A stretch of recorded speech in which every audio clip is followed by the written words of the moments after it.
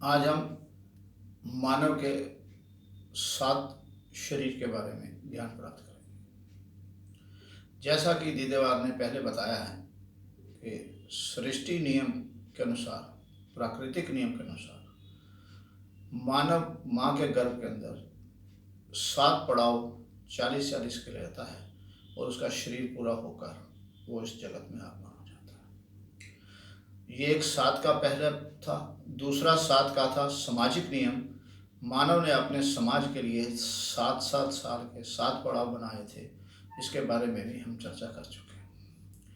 और आज व्यक्तिगत नियम अर्थात प्रत्येक मानव के 7 शरीर हैं, उसके बारे में चर्चा करेंगे।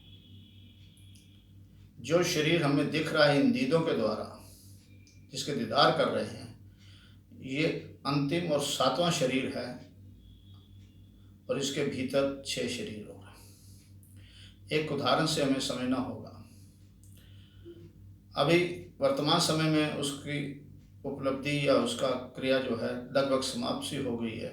इलेक्ट्रॉनिक्स मीडिया ने इतनी तरक्की करी है, मगर कुछ समय पहले तक जब एक व्यक्ति विशेष को कुछ चिट्ठी या लेटर भेजना होता था, वो एक लिफाफे के अंदर बंद करके उसका नाम लिखा जाता था। जैसे सुरजीत सिंह कोहली, दीदेवार जीवन ज्योति, 45 साउथ पटेल नगर मार्केट, न्यू दिल्ली 110008 इंडिया।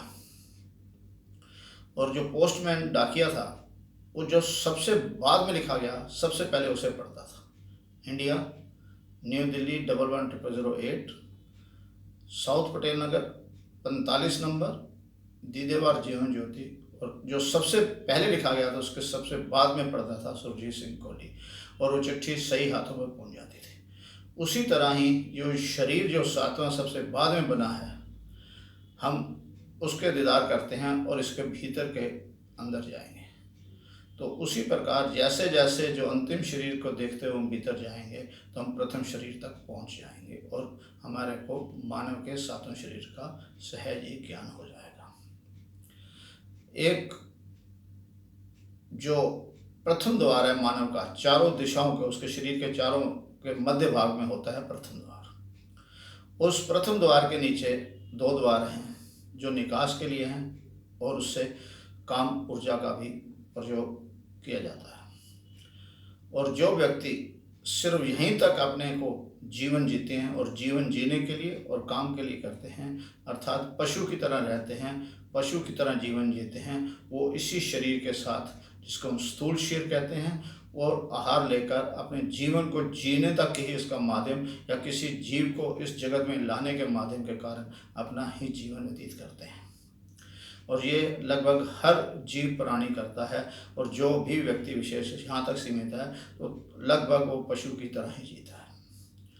मगर जब थोड़ा सा मानव के अंदर बुद्धि जो होती है, उससे आभास होता है मानव के भीतर, वो प्रथम द्वार से जैसे ही थोड़ा सा ऊंचे जाता है तो भावनात्मक शरीर अर्थात उसके अंदर भावना प्राप्त हो जाती है, भावना का ज्ञान हो जाता है कि उसके अंदर उस जिसको हमने स्वादिष्टान भी कहा है, अर्थात उसके अंदर स्वाद कैसा है। जैसे जीभा कड़वा, मीठा, खट्टा, खारा का स्वाद करती है, वैसे ही ये भावना भी उसका आभास करती है। भय का, मोह का, घृणा का, ईर्ष्या का कैसा कैसा आभास करती है, ये उसका दूसरा शरीर होता है।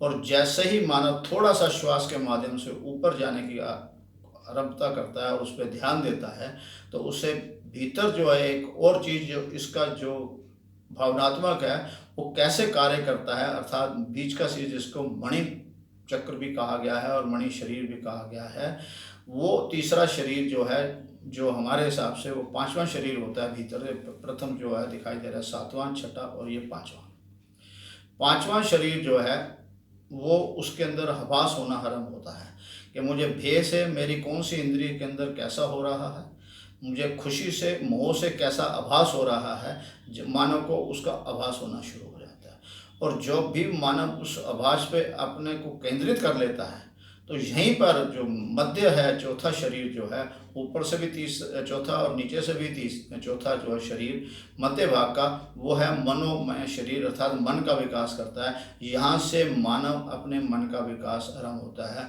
अर्थात मानव प्रवृत्ति जो है आरंभ हो जाती है। और अगर वो मन के हिसाब से ही चलता रहे, क्योंकि मन यहाँ पर वो उस जैसा भी उसकी भावना बनी है, जौन सा उसने आहार लिया है और जौन सा उसने दृष्टिमान करता है, जाने अनजाने मन का वो विकास करता रहता है और वो यहाँ पर मानव जो है मन के अधीन होना आरंभ हो जाता है। और जिसने मन को मालिक बनाया है और स्वयं मन के अनुसार चला है, वो जीवन उसका अधूरा रहा है, अपने हिसाब से नहीं चला। जैसे जैसे बाहर जगत से उसको ज्ञान प्राप्त होता रहा दूसरे से, और भीतर उसकी जैसे जैसे भावना बनती रही जाने अनजाने, वैसे ही मन उससे वो कार्य कराता रहा और मन का गुलाम हो गया। और मानव ने जो जो भी मन का गुलाम हुआ है, उसने नई उपलब्धि नहीं प्राप्त करी, सहज ही अपना जीवन व्यतीत करा।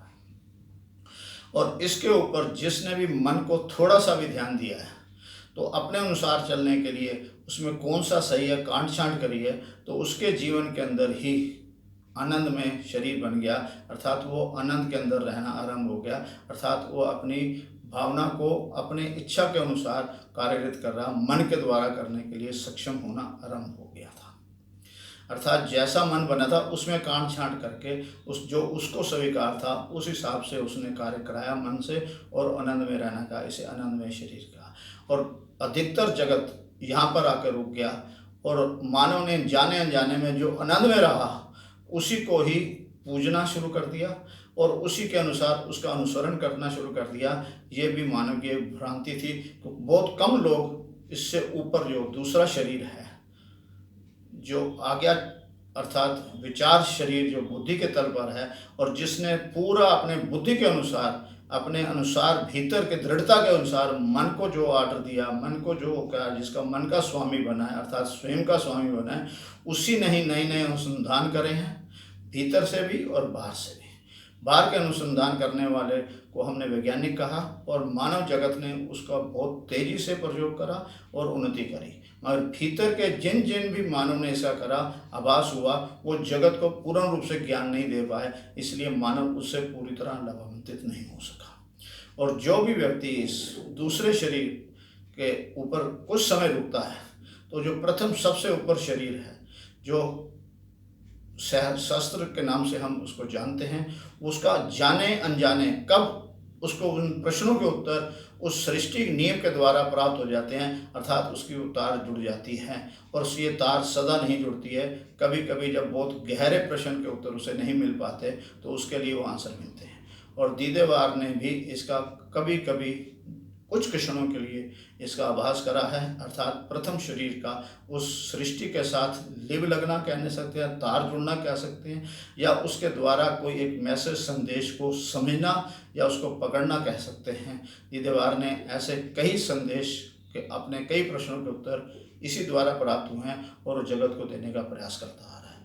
और इस विधि को कैसे करा जाता है, दीदेवार पिछले 5 सालों से नियत प्रति एक विधि द्वारा सिखाता है और निवेदन करता है कि जिसको भी ये चाहिए दीदेवार से कंसल्ट करें, उससे संपर्क करें और इस विधि का ज्ञान प्राप्त करें, जिससे दीदेवार का स्वयं का और पूरे मानव जगत का जीवन सदा सदा के लिए आनंद आनंद आनंद